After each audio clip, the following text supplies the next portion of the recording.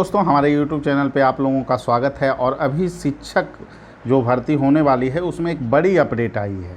देखिए दोस्तों, इसमें टेक्निकली एक चीज़ है जिसको आप लोग को अभी समझना होगा कि इसमें जो आपको परीक्षा ली जा रही है उसमें एक तब्दीली ये की गई है जो कि आपके लोग के लिए काफ़ी अहम है। उसमें आप पॉइंट नंबर 6 को पढ़िए और इसमें जो चीज़ें कही गई है इसको लेकर बहुत सारे छात्रों का फ़ोन आ रहा है कि ये चीज़ है क्या।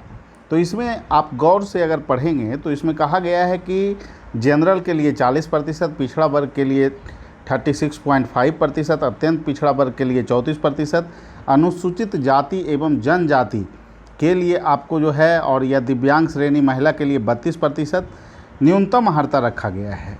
परंतु कुल रिक्तियों के या कुल अभ्यर्थियों दोनों में से किसी की संख्या कम हो तो कम से कम 75% तक अनुशंसा भेजने हेतु अनुशासनात्मक आवश्यकता अनुसार उक्त अर्हतांक अभ्यर्थी के हित में इस हद तक शिथिल रहेगा। अब देखिए मुद्दा क्या है। मुद्दा ये है कि इसमें जो सबसे बड़ा जो मैटर था कि आपको जो सीनियर सेकेंडरी के लिए 10+2 के लिए जो अभ्यर्थी थे तो उसमें फॉर्म बहुत कम गए थे। बहुत सारे ऐसे विषय हैं जैसे इतिहास वाले में भी संख्या बहुत कम है और बहुत सारे कारण इसके हैं कि 2011 में परीक्षा हुई, उसके बाद परीक्षा हुई ही नहीं थी। तो ऐसे में और साइंस स्ट्रीम के भी संख्या जो है कम लोग पास हैं। तो ऐसे में सरकार जब चीज़ों को देखी और इस पर जब समीक्षा हुआ तो यहाँ पाया गया कि अगर प्रश्न का क्वालिटी का स्तर उच्च रहेगा तो हो सकता है कि जो अर्हतांक हैं 40% या फिर 36.5%, 34% कैटेगरी वाइज अगर इसमें जो है विभिन्न विषयों को अगर देखा जाए तो इसमें छात्र पर्याप्त मात्रा में नहीं मिल पाए। बहुत सारे ऐसे विषय हैं जिसमें जो संख्या है, जैसे मान लेते हैं कि आपको इतिहास में ही देखिए तो उसमें 5700 सीट है तो संख्या ही मात्र है फॉर्म भरने का जो है कि 3500 के आसपास आंकड़ा है।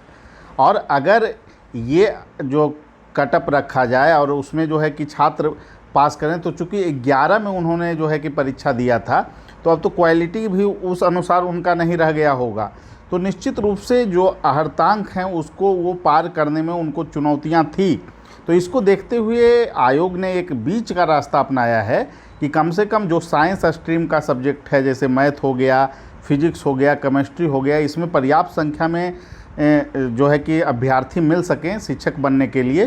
तो इसके लिए एक बीच का रास्ता निकाला गया है कि मान लेते हैं कि आपको 10th में ही 9th 10th में गणित के लिए मात्र जो है कि आपको 5000 लड़कों ने फॉर्म भरा और सीट जो है कि आपको 5000 ही है या 5400 जितना सीटें हैं तो मात्र 5000 लोग फॉर्म फिलअप करते हैं। तो ऐसी स्थिति में देखा जाएगा कि अभी जो सीट है उससे जो है कि कम अभ्यर्थियों की संख्या है, मात्र 5000 है।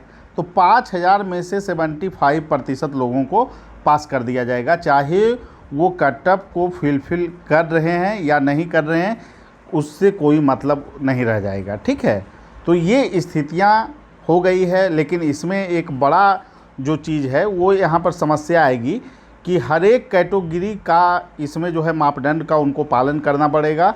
हर कैटेगरी में उसी के अनुसार उनको रिजल्ट देने पड़ेंगे। तो निश्चित रूप से ये बहुत बड़ी खुशखबरी है उन छात्रों के लिए जो खास करके उच्च माध्यमिक और माध्यमिक में थे कि प्रश्न का स्तर कैसा होगा, कठिन होगा तो हम लोग फेल कर जाएंगे।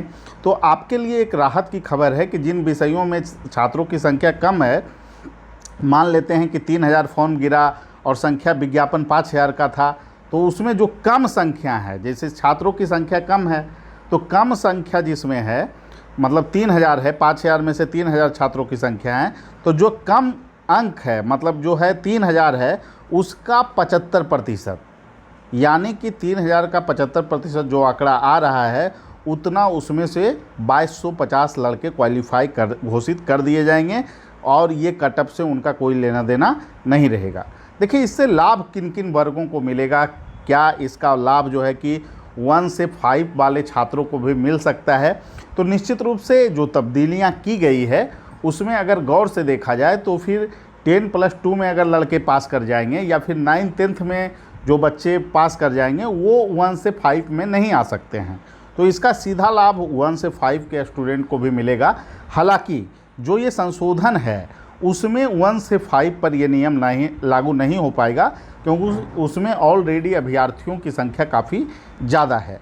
लेकिन ये बहुत अच्छी खबर है, सभी लोगों के लिए अच्छी खबर है, क्योंकि जब बच्चे 9th 10th में 11th 12th में अपना स्थान वो बना लेते हैं तो निश्चित रूप से इससे 1 to 5 का भी कटअप कम होने की संभावना प्रबल रूप से बढ़ जाएगी। तो निश्चित रूप से ये बहुत बड़ी अपडेट है।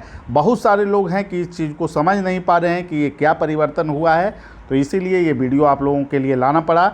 आप चीज़ों को अच्छे ढंग से समझें तो निश्चित रूप से आप चीज़ों को समझ सकते हैं कि क्या परिवर्तन किया गया है। तो इसमें आप लोगों के लिए एक बहुत अच्छी बात है कि अगर आप लोग किसी विषय में 10+2 में या फिर 9th 10th में आप लोग जो है कि संख्या अगर कम है किसी विषय में, तो वो विषय वाले को डायरेक्टली लाभ मिल रहा है। ठीक है, 75% जो है कि बच्चे उनके पास कर दिए जाएंगे, यानी कि संख्या जो भी कम रहेगी, मतलब संख्या अगर रिक्तियां की संख्या कम है या कुल अभ्यर्थी दोनों में से जिसकी संख्या कम है उसको आधार बनाया जाएगा। ठीक है, यानी कि अगर रिक्तियां कम हैं, अभ्यर्थी ज़्यादा हैं, तो रिक्तियों को आधार बनाया जा सकता है। तो निश्चित रूप से ये बहुत बड़ी खबर है आप लोगों के लिए। तो सभी लोगों को शुभकामना है, आप लोग अच्छे ढंग से परीक्षा दीजिए और ये परिवर्तन जो हुआ है छात्रों के हित में काफ़ी हद तक लाभदायक है। ठीक है, सभी लोगों को धन्यवाद।